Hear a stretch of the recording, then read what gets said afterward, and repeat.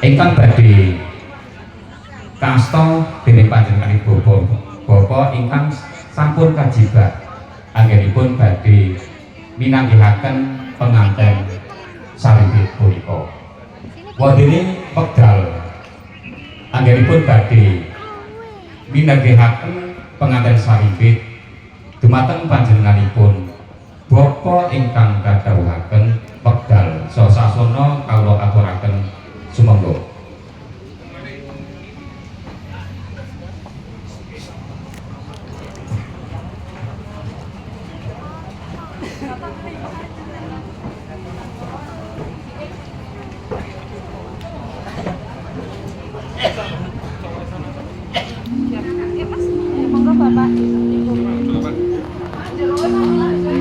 Bapak Ibu, keparang kula aturaken kawilujengan pambagyo Yono Basuki. Sahabat awis adicara lung tinampen paripurna desa Mawatata negara Mawacara. Dene titi wancinipun panggih temanten menika dipun lukir ingkang sakwawonipun menika panggih rumiyin nembe lung tinampen parantene wonten laladan mriki kula namung ngendikani dawuh saking ingkang hamogogati. Rehne sambudayan pun sampun dukat wahyaning mangsa kala. Sambudayanipun sampun jangkep bila kepareng kunjuk Bapak Ibu para rawuh. Katurang lenggah kanthi satata tuwin mardika sinambi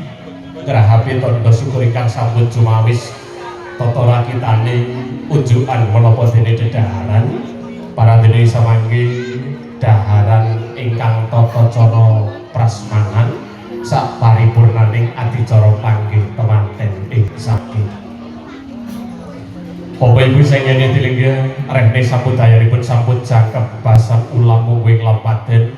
bila keparang kula ngaturaken sesanti kanthi assalamualaikum warahmatullahi wabarakatuh. Kawidadan saking Gusti Kang Maha Agung mugi tansah tumedhatung anduk lumintur dumateng jiwangga panjenengan miwah kula waraden sagung dumadi nuwun. Nuwun ingkang tuwuh kinabekten sepuh pinispa kasepuhan sumrambah sanggiyaning para rawuh ingkang tuhu pantes yudarsana. Kunjuk risang pinanganten saripit ingkang mulya. Alhamdulillah Gusti Allah paring kanugrahan dumateng panjenengan miwah kula katitik wonten ing ari kalenggahan menika panjenengan miwah kula saged pepanggihan dari hagestreni lung tinampen iras pantes hagestreni gelaring acara panggih temanten tamanggih pambeng setunggal punapa amin rebat cekap balung jagung saumpama pangerupa kopi nunggal sawetawis awit adicara arsa tumuli kadanan bila katur kunjuk sanggiyaning para rawuh lenggah kanthi satata tuwin mardika sinambi hangresteni adicara panggih temanten ing samangke nuwun.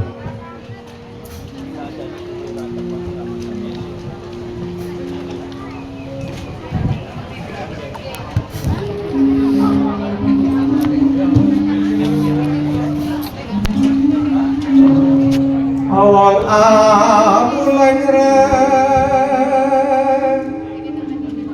iku luwe pakewo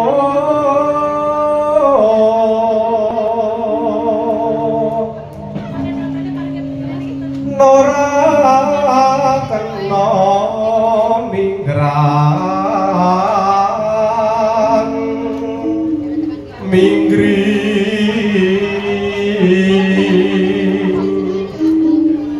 kudu mantap karyanipun setya tuhu marang Gusti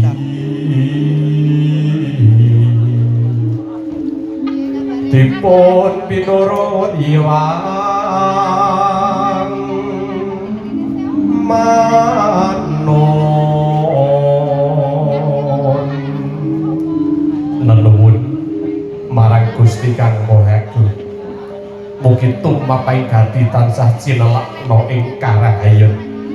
panggihnya Srat Waja pinanganten Putri Ahayu Anggita Widyasari agekanden asta rama dalasan Kanjeng Ibu mugi tansah rahayu kang tinemu.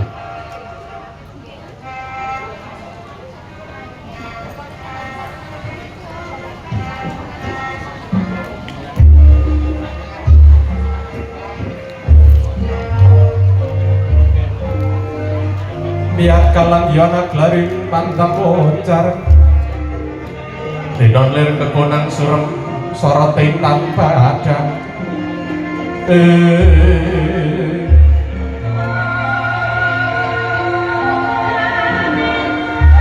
arep data pitana arep sigem permanen arep sigem nono sabawane walang ing kalisih rono nang datane babasan samirana datang lumampah ana gondo arung amrih hanebahi jroning sasana wiwara dudu tejaning sang Kartika Candra dudu tejaning sang Daru lah menika tuhu tejaning Serat Maja pinanganten putri kang binayang kari mijil saking panti Palerman mijil saking panti Pambusanan ya tepas lagi dipun kanthi Bapak Arif Suripto miwah Ibu Painok kinarya kembang-kembanging manah Cinandra Allah nanggene lumaksana sapecah mangku sapecah kendel lamun Cinandra yayah tak saka kang kapidak ing pendhite jejel riya para tamu kang wis kepanusipun nderekaken pratindesan menggah gelaring adicara panggih Serat Maja pinanganten sarimbit tumpang dengkula ben pamidangan lamun Cinandra yayah handong dayana puncak bali pinangun kawuriyan pinanganten putri Hangagem Busana kang sarwa kresna Cinandra yayah Bathara Kumaratih kang tumurun saka kahyangan Cakra Kembang den pepaes awarna tresna ireng anjanes awimbuh hamantesi gunging salira datang kandung cunduk mendul tata pinatut katyuping maruta manda pindha astane wong ayu kang lagi ngawi-awi kekasih candrane pinanganten putri lamun ta binasake sarate datalono pedhote pinunggel kinarya bangsa kasmira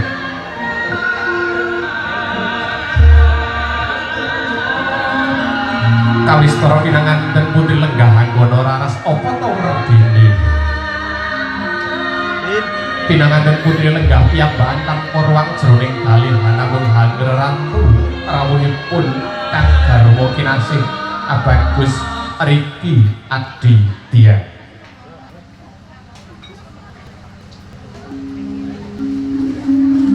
akanganku tanpa upama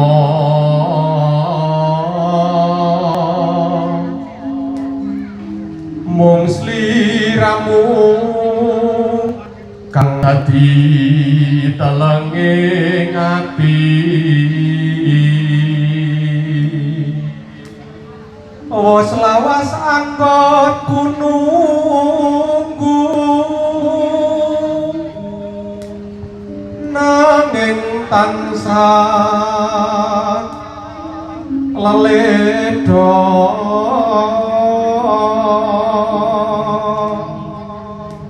ngiling ana nalika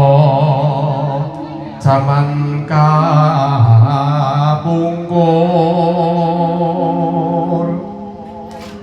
sliramu nate ngendika tresna tulus trusing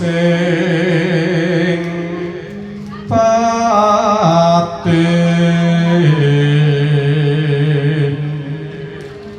kepareng Prabu Serat Maja pinanganten kakung Abagus Riki Aditya Putra pun kanthi rama miwah ibu rawuh Nyosirat Mojo pinanganten kakung Cinandra Pindha Mahesa Kuda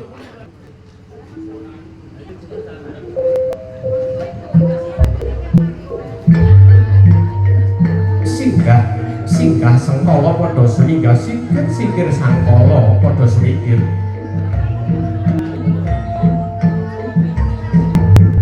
rerep sidhem permanem warna cemeng ya winastan warna rati gumanca wis dadi warna rahina katon jingkilan pandang tetrawangan ampak mega petak ginelak sineblak dening Sang Hyang Prabancana sirna dening sumunan sinaring Sang Bagaskara hanyinari bumi perti ing wanci siang tungkape wahyane mangsa kala pestine Gusti Kang Mahanasa dupi kawuryan pinanganten sakarone samya cecaketan kandheng anggenipun lumampah tempuh ing Pandula Caturnetra daya-daya samangke kumlawe astane pinanganten Sriwit Arsa Balang binalang gantal wis dumadi saking sedah suruh tininting tinangsulan dene lawi menang pindhane paripurnaning gating pananggilan daya-daya samangke pinanganten putri Hajengku Hajawat Astemringkang garwa kinasih pangajab tumapaing gati purwa madya wusaning samangke lulus raharja tan manggih pringga bayaning marga amin barakawah amin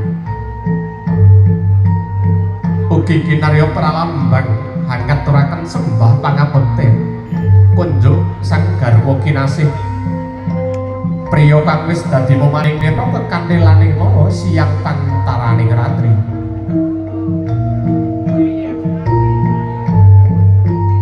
kinarya cekaking jinarita ing samangke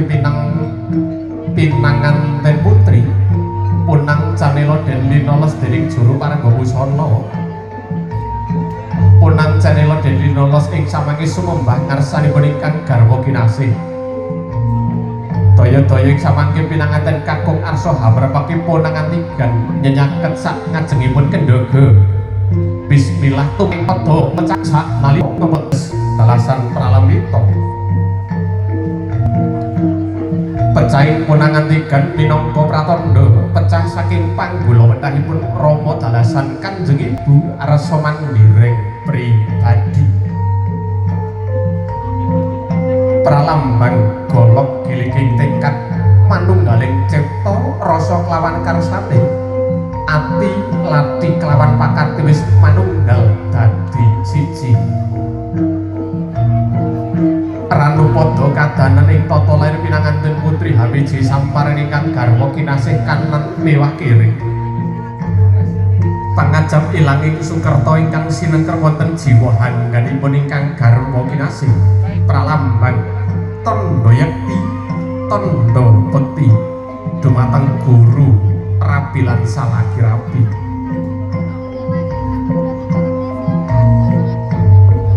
paripurnaning gading pananggilan ponang pinanganten Sariben Hangranu padha ingkang garwa sumembah kanthi sembah kalbu andhap asori manah tinampi linamting dening garwa kinasih ingkang winastan junjung derajat apa ta werdine pasemonipun nadyanto kakung miwah pawestri beda tanggal jawabipun paradene derajatipun sami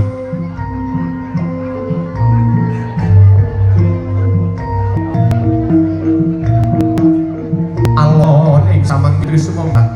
lan hanya nyangkat meringkang garwa kinasih kebayati pinanganten putri mapan wonten sisih ring paradene samangke abagus Riki Aditya Putra mapan wonten sisih tengen minangka pratandha abagus Aditya minangka limang kulawarga kinarya gangsa kasesep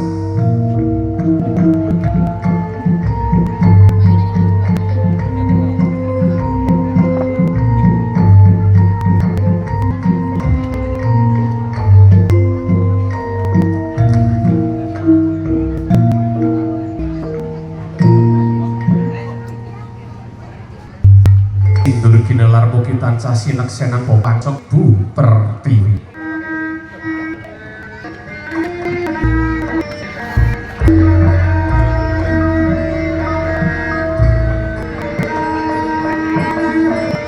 Alon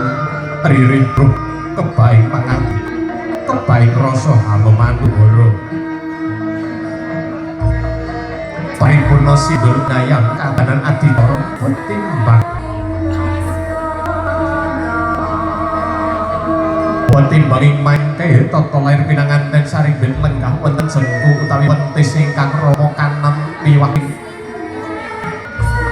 kanthi aris kanthi alus ingkang binuwun pirsa dhateng bapakne putra sakaro pundi bapakne wela buni dak timbang-timbang padha bapote buni rawat dalasan Kanjeng Ibu boten badhe cindeman silat sedaya rinengkuh pindhane putra pribadi dhateng wonten ingkang sinebat putra mantu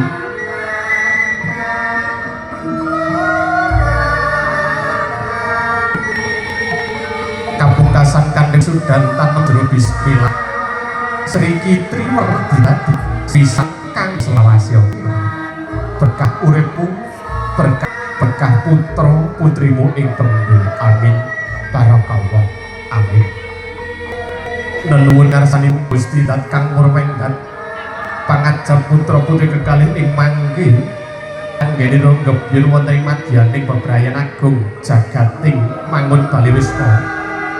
tansah jumbo kang ginayu sembada kang jinampa dadi kang kesti paripurna tanem jero candhaipun adicara adat krobongan kawitan saking kacar kucur Gunakaya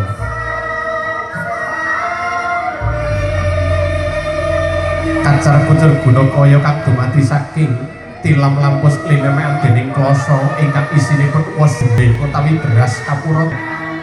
nampur dening redana receh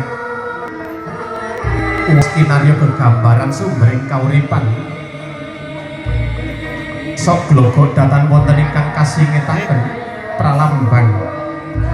jejering jalu priya kakung lanang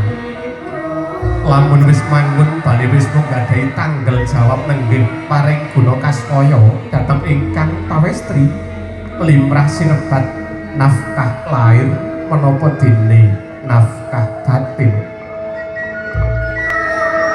parandene ingkang garwa ugi ing tanggal jawab nenggih nampi kanthi kebaing raos syukur dencaken kanthi gembi stitilan pangati-ati murid raharjaning kula arga piteron jaring angin sugiya kaya ngopo anak datan mokal lali marang labuh labeti tiyang sepuh kacar kucur pun aturaken dumateng Bapak Arif Suripto miwah Ibu Painem urip ing samangke pun simpen sak lebeting pedaringan suci pangajab Dayanana putra putri kekalih anggenipun mangun bali wisma anyar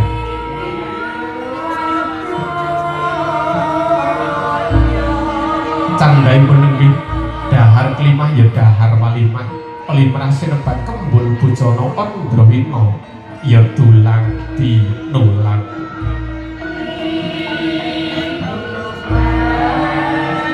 ujung dedaharan pun samampakan dening juru Rengga Busana pun aturaken pun nang pinanganten sarimbit muring samangke pinanganten sarimbit tulang tinulang wong bobojoan ngono ya bunga wong bobojo ya seneng ananging bunga susah wis dadi sandangane wong urip sak lumahing bumi pertiwi kita kadidene ujunging punang dedaharan wonten ingkang raosipun eca raosipun seger ananging kala mangsa ugi wonten dedaharan ingkang raosipun pait dalasan getir tegesipun ing samangke pait ketiring gesang arsa rinaosaken sarengan rasaku wis dadi rasamu panandene rasamu wis dadi rasaku manunggaling cipta rasa kelawan karsane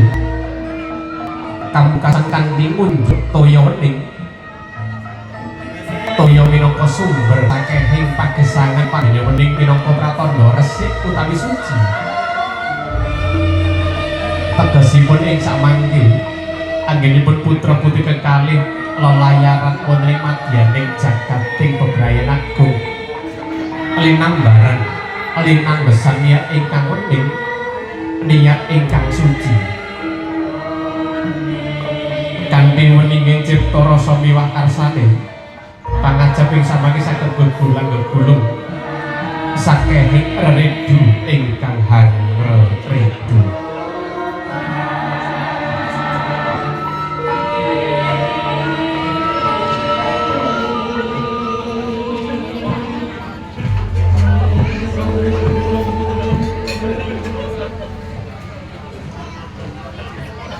Paripurna ninggating samangke bonang pinanganten sarimet arsa sumungkem ngarsanipun krama miwah ibu.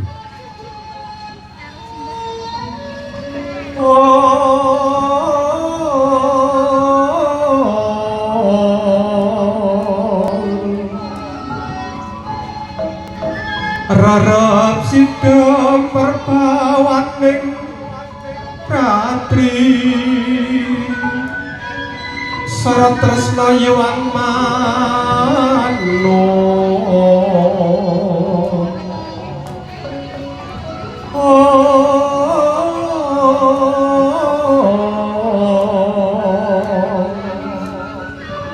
tentrem lahir lan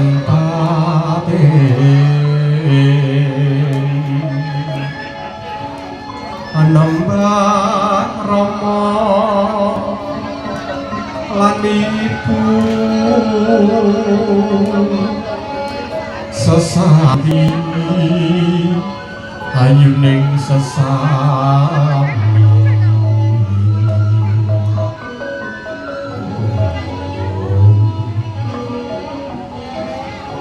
sumungkem ngarsanipun bapak miwah kanjeng ibu lampun saged kawijil pangandikani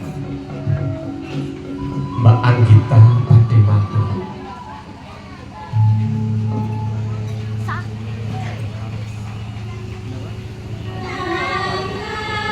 Bapak,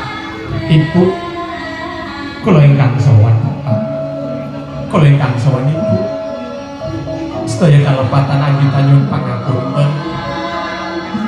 Kelenggonen dereng saged paring piwales menapa-menapa dhateng Bapak kaliyan Ibu. Ibu iling ibu ingkang wis ngandhut nama Candra Daswari lawase 9 sasi 10 dina nglairaken kula toh nyawa. Bapak minangka cagak piringing anak. Bapak kala mangsa sayang, ibu kala mangsa sakit. Ananging boten nate crita kaliyan putra putri. Asulilah kalem Bapak, lilah kalem Ibu. Iya. Pangestune bapak lan ibu tampanana muga berkah uripmu, berkah keluargamu, berkah putra putrimu ing tangi wis ana sungkema marang bapak lan ibu sing saklorone. Lir gumanti pinanganten sarimbit sumungkem ngarsanipun Bapak Sri Murtana miwah Ibu Ismiati lamun saged kawijil pangandikane Mas Riki badhe matur Bapak, Ibu, kula ingkang sowan Bapak. Sedaya kalepatan niki nyuwun pangapunten. Riki kadang damel Bapak jengkel, kadang damel Bapak tangis. Lilah dalem. Iya. Wong bebojoan ngono ora teges pisaing wong tuwa marang anak nggih. Ananging wong bebojoan iku ndungkap tataraning urip kang luwih agung, tataraning urip kang luwih mulya, uga berkah urip dunya. Yen kaya mangkene bapak lan ibuku dadi kemutan tuk rikala kowe alit. Tengah wengi kadang nangis tak gendong, kiwa tengen ya tetep nangis. Ora krasa kowe wis ngancik akhiring kadewasan. Ibu, kula ingkang sowan. Sedaya kalepatan kula nyuwun pangapunten. Lilah bapak kaliyan ibu. Iya ya pamujine bapak lan ibumu tanpa nono tak sejarah wong tua marang anak iku bebasane meripat lan jempolan suku meripat kue bapak lan ibumu jempolan sukumu kue sakloro lamun meripat kenoro reget jempolan sukumu mesti mendel wae parandene meripat parandene jempolan sukumu kesandung deleweran dadi meripat melu ngrasake tinangisan kaya mangkono bebasane wong tuwa marang anak mung welingku marang kowe sakloro sing rukun samat sinamadan berkah uripmu berkah keluargamu amin para Allah amin tumetes sing luh dumawa wonten ing madyaning Pantawa Tendha ikhlas tulus anggenipun bapak ibu paring idirilah idi restu kemanten pinanganten sarimbit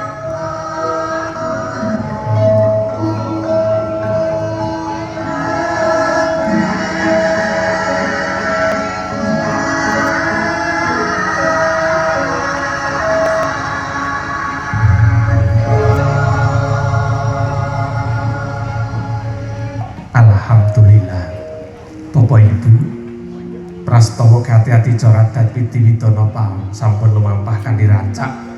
kan disai sinambi nentremaken kahanan nentremaken jroning penggalih kadereken Bapak Ibu kakek foto bersama para dari keluarga dari keluarga besar yang dari Gunung Pati sampai dari Bapak Ibu kami persilakan berkenan untuk foto bersama melengkapi kebahagiaan dari kedua mempelai dari Mbak Anggita dan juga Mas Riki Aditya. Ugi minangka tandha syukur saking keluarga Geng Topo Arif Suripto sampun nyamataken dedaharan ingkang dereng daharan semoga katuran tumuju wonten sasana boga sak perlu ngresepi tandha syukur ingkang sampun cumawis tata rakitani dedaharan kanthi tata cara swalayan utawi mundhut piyambak-piyambak. Masih sampun dahar dereng Mas? Sampun ingkang dereng sumangga mardika kemawon katuran anuju wonten panti boga. Paripurna dari Bapak dan juga Ibu kami persilakan dari rekan-rekan Prismet untuk bisa mempersiapkan diri atau mungkin dari keluarga besar yang hadir dari Gunung Pati sebelum nanti panjenengan semuanya beranjak pulang sebagai kenang-kenangan momen bahagia dari kedua mempelai dari Mbak Anggita dan juga Mas I. Kami persilakan untuk foto keluarga terlebih dahulu. Juga kami ucapkan selamat datang wilujeng rawuh sambudayanipun para tamu ingkang nembe kewala rawuh wilujeng lelenggahan wilujeng nyawiji manunggal ugi bahagian wonten ing ari kalenggahan menika kasengkuyung saking kanca-kanca keluarga ageng saking kasengkuyung saking kanca-kanca juru rengga busana saking Ida Iva matur sembah nuwun kata-kata lumen saking konco-konco dokumentasi saking Kagumi foto dan juga video matur sembah nuwun kata-kata lumen saking Kurnia Pro Audio matur sembah nuwun ingkang sampun kembang derek tergengaken swasana wonten ing ari kalenggahan menika suasana tetap senyum Mas Mbak gitu kan ketika mirsani kamu tuh sinau sing kamu tuh menika mboten patos ganteng ning tetep dipun pirsani kasengkuyung saking Kagumi dari iklan ini Kagumi adalah satu-satunya vendor dokumentasi wedding termurah se-area Sukorejo Pak Bu. Promo terbaru dari Kagumi ini melayani cicilan saketipun angsul. Dan juga dari Ida Iva mereka satu-satunya MUA atau Rias Temanten area Sukorejo Meleri dan sekitarnya mereka termurah dan juga melayani BPJS. Mau menang Bapak kagungan BPJS? Masih kagungan BPJS? Pikantuk potongan mangkene. Nah, komplit MC ini mau menawi kersaki. Pangapunten iki mboyongipun teng Gunung Pati kapan, Pak? Tanggal 31. Oh nggih, MC ini pun sampun pikantuk, Pak. Lah mau menawa kula diboyong mriko. Nggih, ingkang dereng dedaharan sumangga katuran langsung kewala tumuju wonten sasana boga ngresepi tandha syukur. Paripurna dari keluarga inti, mungkin dari rekan-rekan Brisbane atau mungkin dari keluarga inti yang mengenakan pakaian warna biru, kami persilahkan untuk merapat ke depan dekorasi. Juga dari rekan-rekan MUA matur sembah nuwun, Ibu Haja Zidna Wilujeng Guntur matur sembah nuwun rapipun. Nggih, sumangga karena di sini tidak ada namanya untuk sesi foto keluarga fleksibel kondisional mawon sumangga kadheraken. Mekaten Bapak Ibu menggah babaring adicara Dadwiti Witono paripurna anggenipun kula ndherekaken lampahing adicara mesti kewala kathah kekirangan kathah kalepatan keparang panjenengan sedaya bedhana tampak tangguling sing samudra ing panah soma.